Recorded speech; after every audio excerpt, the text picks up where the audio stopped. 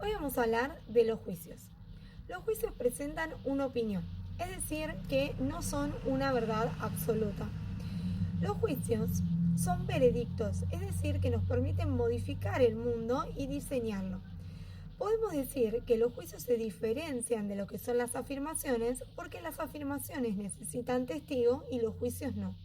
Y a su vez, si bien estos pertenecen a las declaraciones, una declaración siempre será un juicio, pero un juicio no siempre será una declaración. ¿Cuál es la diferencia entre ambos? Que si bien ambos necesitan considerarse como válidos o inválidos, en la declaración lo que se emite debe ser compartido. Pero en lo que es el juicio, si bien puede estar aceptado, no significa que no se pueda discrepar, todo lo contrario. A pesar de que a una persona se le dé autoridad para emitir un juicio, no significa que uno no pueda discrepar o estar en desacuerdo con el juicio emitido.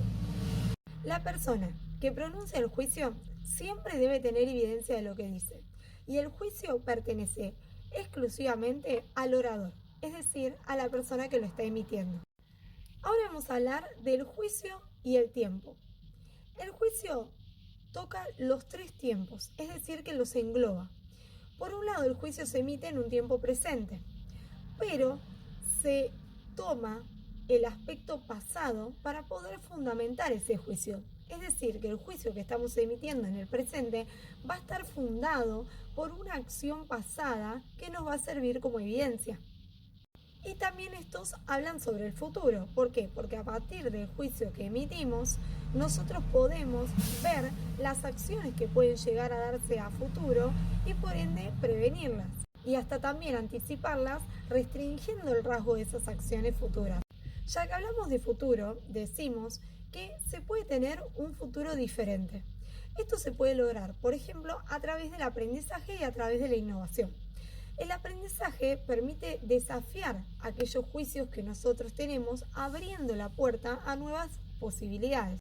Como resultado, nosotros podemos modificar nuestras acciones de los juicios que hacemos sobre nosotros mismos y de los juicios que hacemos sobre nuestro entorno, y de esta manera también poder modificar nuestra identidad. Por otro lado, también cuando hablamos de futuro, podemos nombrar lo que es la innovación, como decíamos antes. La innovación es la capacidad de inventar, la capacidad de diseñar un futuro diferente que tenemos. La posibilidad de reexaminar continuamente nuestros juicios nos da la posibilidad de llegar a lo que es el diseño estratégico, es decir, a pensar el futuro y crear el futuro de una manera diferente, ya que cuando cambiamos nuestros actos, también cambian los juicios acerca de nosotros mismos. Ahora vamos a hablar de las condiciones para poder fundar un juicio. Para que un juicio esté fundado, tiene que pasar por 5 condiciones. En el 99,9% de los casos, si un juicio no está fundado, se va a anotar en la segunda o máxima tercera de estas condiciones. Por eso es muy importante tenerlas en cuenta. Bueno, la primera condición tiene que ver con una acción en futuro, con el por qué y para qué.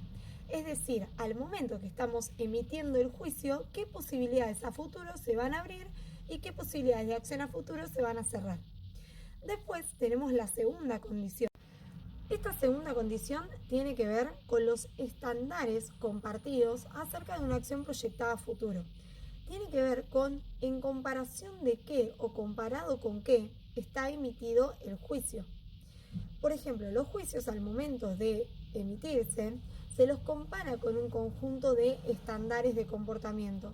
Estos estándares de comportamiento tienen que ver con tradiciones individuales, con costumbres sociales, expectativas sociales también, las cuales van a servir para evaluar el desempeño que va a tener el individuo y de esa manera poder ver cómo va a actuar a futuro. Estos estándares sociales tienen que ver también con la historia, ya que pertenecen a una comunidad determinada, a una historia concreta, y a partir de estos estándares se da la polaridad que nosotros a veces conocemos, que tiene que ver con lo bueno y lo malo, lo grande y lo pequeño. Estos estándares van cambiando a medida que el tiempo va pasando, por eso se dice que los juicios son históricos, es decir, que se van modificando. La tercera condición tiene que ver con el dominio particular de observación.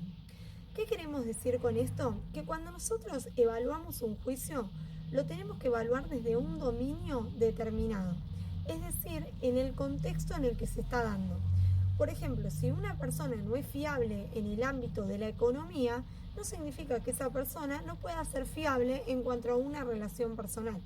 Entonces es importante no hacer generalizaciones y evaluar el juicio que se está emitiendo en el dominio particular de observación, porque los otros dominios no los conozco. La cuarta condición tiene que ver con las afirmaciones que se sostienen para fundamentar los juicios. Siempre tiene que haber afirmaciones que fundamenten los juicios. Esas afirmaciones deben ser concretas. Vamos a poner un ejemplo. Si nosotros hablamos de que una persona, desde que está a cargo de la dirección de una empresa, esa empresa funciona mejor, tenemos que afirmar esto, que por ejemplo ha obtenido menos reclamos de sus clientes. Entonces el juicio que estamos emitiendo está fundado en una afirmación. Y por último, es muy importante la condición número 5, que se trata de revisar los fundamentos del juicio contrario. Es decir, que si bien un juicio va a estar fundado por varias afirmaciones, siempre y cuando haya una afirmación contraria, este juicio va a caer. A modo de ejemplo podemos decir que si un individuo se ha mostrado aburrido en varias reuniones, pero se ha mostrado también varias veces entretenido en otras, este primer juicio de que él siempre está aburrido en las reuniones no está justificado. Es decir, que no está bien fundado, por ende el juicio se cae. Hay aspectos importantes para nombrar acerca del juicio. Por ejemplo, como dijimos en un principio, el juicio tiene que ver en un total con la persona que lo está emitiendo, es decir, con el orador. Por eso se dice que el juicio muchas veces tiene doble cara, una cara que mira al mundo y otra cara que mira al que lo está diciendo. El juicio habla mucho de quién es la persona que lo está emitiendo. El juicio otorga a las personas parámetros básicos ante los cuales nosotros desarrollamos nuestra existencia, teniendo en cuenta lo que es bueno, lo que es bello y también lo contrario de estas condiciones. Además, lo que tiene es que el juicio se considera el núcleo fundamental de la existencia humana. ¿Y por qué se dice esto?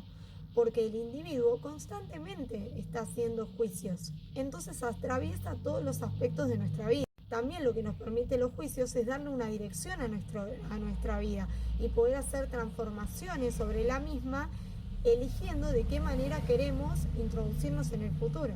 Como individuos tenemos que intentar caer en la inautenticidad de los juicios, es decir, en cederle la autoridad por completo a otro para emitir juicios, hacer juicios automáticos sin pensar, tratar un juicio como si fuese una afirmación, porque eso nos llevaría a tener demasiada rigidez, intolerancia, tratar de evitar el hecho de no distinguir entre un juicio fundado e infundado, porque al no poder distinguir no va a generar resentimiento, un sentimiento de injusticia, ya que al no poder fundamentar un juicio terminamos cayendo en una vida totalmente infundada, porque todo el tiempo estamos haciendo juicios. Y reconocer esto nos va a servir, por ejemplo, para modificar aquellas cuestiones de nuestra vida que nos generan sufrimiento, ya que interpretando de otra manera lo que nos sucede, emitiendo otro tipo de juicios, podemos evitar muchas de las situaciones que nos parecen dolorosas.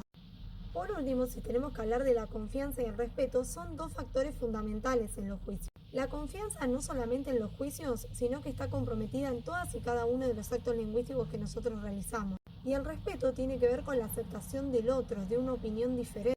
En la aceptación de la diferencia que tanto cuenta hoy en día, entender que el otro es un otro que puede pensar diferente a mí. El respeto mutuo es una precondición del lenguaje. Tiene que ver con la libertad de los otros y es la base para la ontología del lenguaje. Después de todo, Maturana dice que el respeto es la precondición de toda forma de convivencia social. Nos vemos en la próxima.